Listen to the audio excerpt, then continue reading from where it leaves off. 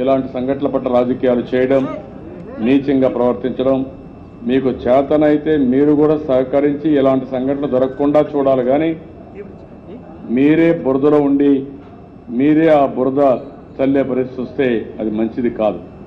నిన్న వైఎస్ఆర్ కాంగ్రెస్ పార్టీ అదే చేశారు, చాలా దుర్మార్గంగా చేశారు.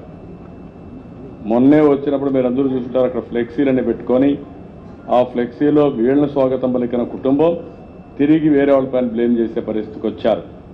అంటే ఒక కలుషితమైన వాతావరణాన్ని రెచ్చగొట్టే ప్రయత్నాలు చేయడం, ఇట్లా తప్పుడు పనులు కూడా చేసి రెచ్చగొట్టాలని ప్రయత్నం చేస్తున్నారు.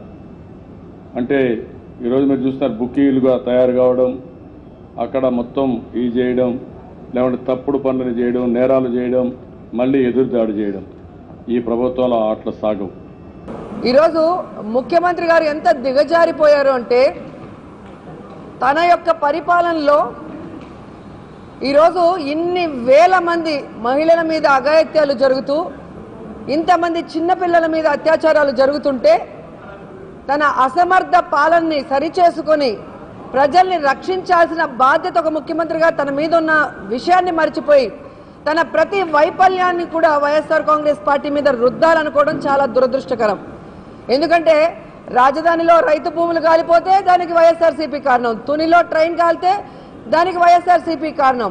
నిన్న సిగ్గు లేకుండా ఒక 55 ఏళ్ల ముసలివాడు సుబ్బయ్య అనేవాడు ఒక 9 ఏళ్ల ఆడపిల్లని రేప్ చేస్తే దానికి కూడా వాళ్ళు వైఎస్ఆర్ కుటుంబ సభ్యులకి సంబంధించిన వాళ్ళు అని చెప్పడం సిగ్గు చేయటం ఈ సందర్భంగా తెలియజేసుకుంటున్నాను.